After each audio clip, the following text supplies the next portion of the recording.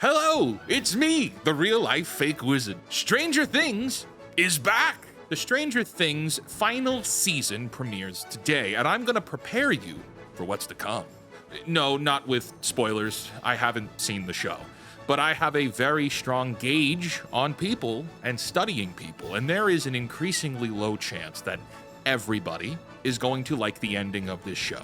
In fact, there is a strong possibility that a lot of people will hate the ending of Stranger Things when the season concludes. And funny enough, this has nothing to do with the actors, Netflix, or the story itself. Even if the show is basically satisfying enough, like even if it's baseline okay, we are still going to see lots of people legitimately dislike how this show ends.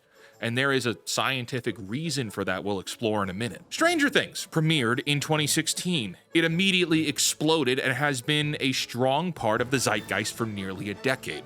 Crossing demographic boundaries, Stranger Things is viewed by people all over the world in varying age ranges. 12-year-olds watch Stranger Things all the way up to grandmas and grandpas in nursing homes. Millie Bobby Brown and Eleven are household names. And the last 2 years have been filled with commentary and speculation about how things are going to end. Families around the dinner table have speculated about who is going to die for nearly 2 years, with no comment or hints from Netflix in the interim. Wizard, I don't understand. Lots of people love the show. What's your problem? They took too long. You see, in business, and really in anything, people are willing to wait. People do have the capability still for patience and to wait if they believe their wait time will result in a satisfying payoff. The problem is, the longer you make someone wait, the higher their expectations become, even if they themselves do not know it. In the case of Stranger Things, the season releasing now is not a 2-year wait time.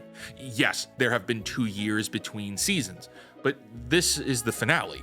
This is where viewers are supposed to get all the answers to the questions that were established almost 10 years ago. Viewers of Stranger Things have been waiting 10 years to see what it all means.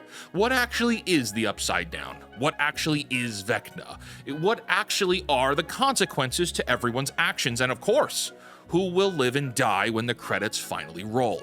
This 10-year buildup has allowed everyone to think for themselves, and when you let your viewers think for themselves, unfortunately and often, the viewers come up with more satisfying solutions than the writers do. Even if it's just for themselves, this is part of the curse of waiting. The longer you make people wait, the more they will expect. And expectations can kill. Announcing the all-new real-life, real coloring book of Fake Wizards. This coloring book includes 60 pages of fake wizards in ridiculous situations, like the never-ending story, playing pretend with the homies, and waiting at the DMV. But wait, we all know what you really want. Wizified memes. You're nothing. No talent. This is Democracy Manifest.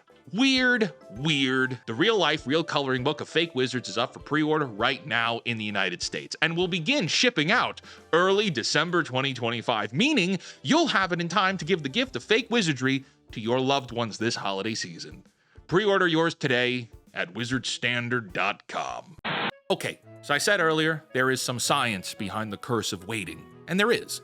It's called hedonic forecasting, and we do it all the time, not just in relation to shows and movies. Human beings are terrible at prediction, specifically predicting themselves and how they will feel in the future. We imagine things all the time like, oh man, I would feel so happy if I got a six-pack. Or, oh, if I lost my job, I would be miserable. We spend so much time associating our emotions to things that can happen, but the reality is, you don't know how you would feel with a six-pack. You might feel fulfilled, sure, but you're also going to feel hungry. Do those emotions align with your happy that you predicted earlier? Same thing with misery if you lost your job. You don't know that. Would there be a shakeup in your life? Yeah. Would there be financial instability? Maybe. But maybe you wouldn't be miserable at all. In fact, losing your job might be a catalyst in your life for the next incredible era for things to come. You just never know it. And nothing is ever final like we think it is. And then we have to ask ourselves, why do human beings forecast like this? Well, it's simple survival and risk assessment at its core, but in your brain, this is an adaptive mechanism that is ridiculously prone to errors because there is no way of you actually knowing the emotions that you've predicted. And all of this ties back into entertainment because we do the same thing with movies, TV, and video games. We have predictions and we have expectations. When the human brain forecasts future emotions, it relies on imagination. What could be? And the longer the wait, the more time your imagination has to expand, refine, idealize, exaggerate, and perfect a predicted outcome. And it's inside of these countless outcomes, sometimes people write better endings than the showrunners can conceive. Compound that with something like Stranger Things, where there are 9 years available of analysis. People have been able to dig much further into all the finer details. This means they're going to be able to pick up on the tiniest details of error in the final season. When people are forced to wait, they experience imaginative forecasting or prediction. But then when you force them to wait a long time, those simple predictions expand into hedonic inflations. You can make someone wait for a table at a restaurant, right? But then they're going to expect the food, the service, and the experience to be worth the cost of waiting. No one is waiting for a table at Arby's, even if they do have the meats. Go to a theme park.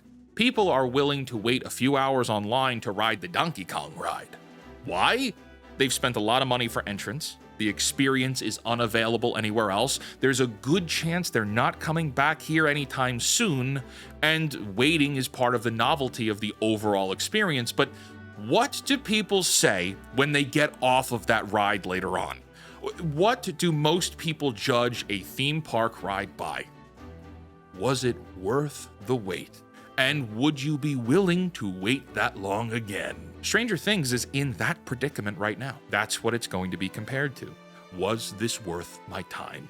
In an age where people are extremely sensitive, conscious, and judgmental about entertainment, they're invested because they keep getting betrayed. Number one, lots of shows, movies, and video games do not deliver on promises made or the astroturfed hype. There's a lot left to be desired, elevating people to be even more conscious about where they dedicate their time. Number two, there is an abundance of entertainment to be consumed.